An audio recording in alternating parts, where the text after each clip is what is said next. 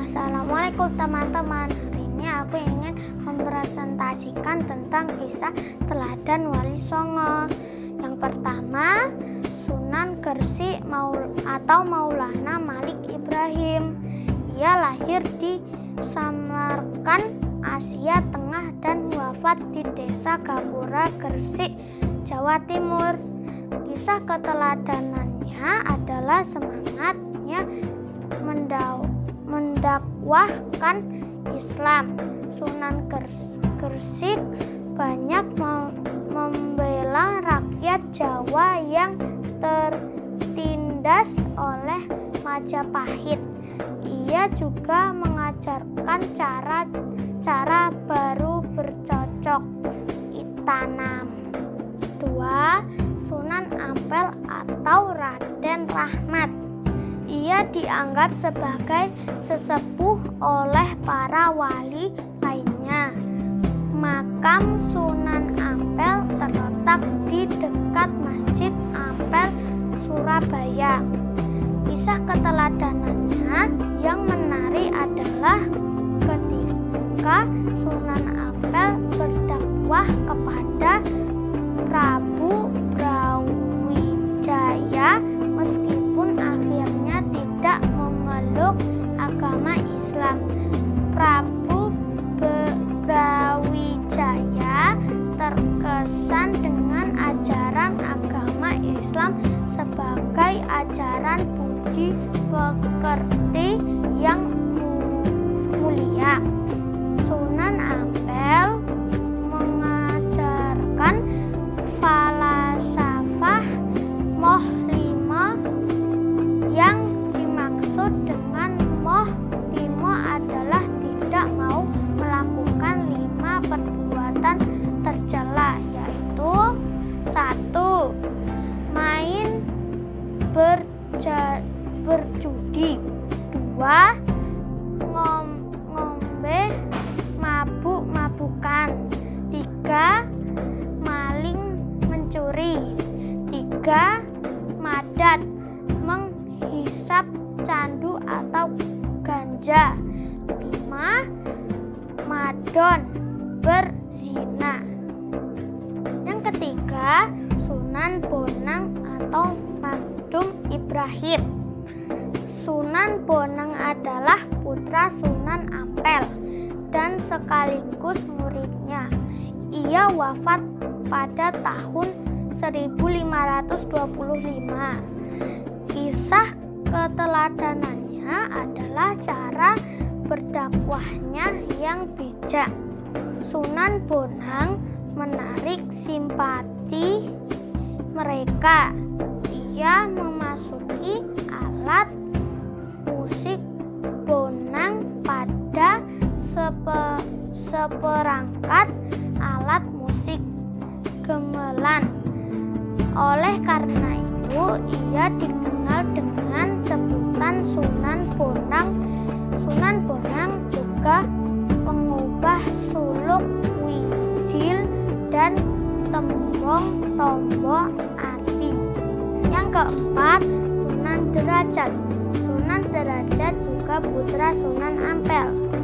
Ia diperkirakan wafat pada 1522. Pesantren Sunan Derajat dijalankan di Desa Derajat, Kecamatan Pacitan, Lembongan, Jawa Timur. Kisah keteladanannya adalah cara dakwahnya yang menekankan keteladanan dalam hal perilaku yang terpuji, dermawanan, kerja keras, dan peningkatan kemakmuran masyarakat sebagai agama Islam. Sunan Derajat juga berdakwah melalui kesenian tembang, macapat, pangkur disebut sebagai ciptaannya. Sunan Kudus. Sunan Kudus adalah putra Sunan Ngendung atau Raden Usman Haji. Ia memiliki peran yang besar dalam pemerintahan Kesultanan Demak. Ia menduduki posisi sebagai panglima perang, penasihat Sultan Demak, dan hakim peradilan negara. Sunan Kudus banyak berdakwah di kalangan kaum penguasa dan priai Jawa. Salah satu peninggalannya yang terkenal adalah Masjid Menara Kudus. Sunan Kudus wafat pada tahun 1550. Yang keenam, Sunan Giri. Sunan Giri adalah putra Maulana Ishak.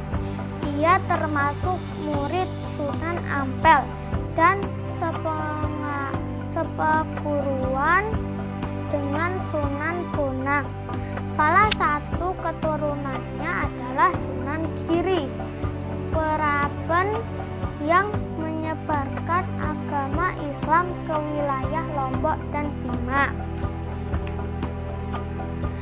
Sunan Giri sangat berjasa mendakwahkan Islam di Jawa, bahkan sampai ke wilayah timur Indonesia. Ia pernah menjadi hakim dalam perkara Syekh Siti Jenar. Ia pun juga berdakwah melalui kesenian tembang Islam untuk dolanan anak-anak. Diciptakannya seperti jamuran, jitungan, dan delikan. Ketujuh, Sunan Kalijaga atau Raden Syahid. Sunan Kalijaga adalah putra Adipati Tuban yang bernama Temenggung. Walikata atau Raden Sahur atau Syahid Ahmad bin Mansur Syekh Subakir. Ia adalah murid Sunan Bonang. Sunan Kalijaga juga menggunakan kesenian dan kebudayaan sebagai saran dan tembaga suluk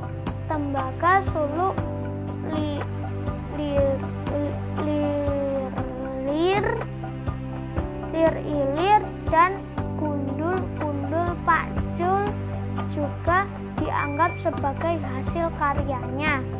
Kedelapan, Sunan Muria atau Raden Umar Syahid. Sunan Muria atau Raden Umar Syahid adalah putra Sunan Kalijaga. Ia adalah adik ipar Sunan Kudus. Tempat tinggalnya di Gunung Muria yang letaknya di sebelah utara kota Kudus, Jawa Tengah. Seperti ayahnya, Sunan Kalijaga, ia berdakwah dengan cara lembut, kesenian gemelan dan wayang tetap digunakannya sebagai alat berdakwah. Sunan Muria menciptakan tembang, sinom, dan kinanti pedagang, nelayan, pelaut, dan rakyat jelata. Akhir, Sunan Gunung Jati atau Syarif Hidayatullah. Ia adalah putra Syarif Abdullah Umdat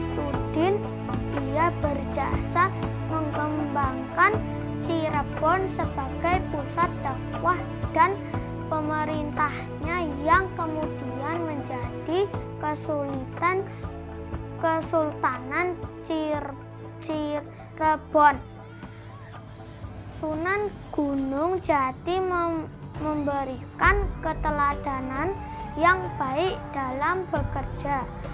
Ia sering ikut bermusyawarah dengan para wali lainnya di Masjid Demak.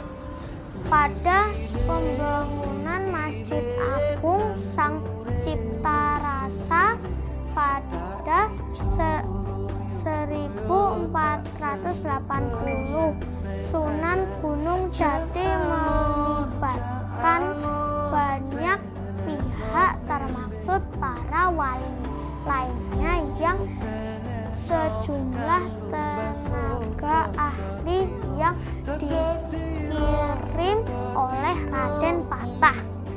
Teman-teman, sekian dulu presentasi dari saya. Assalamualaikum.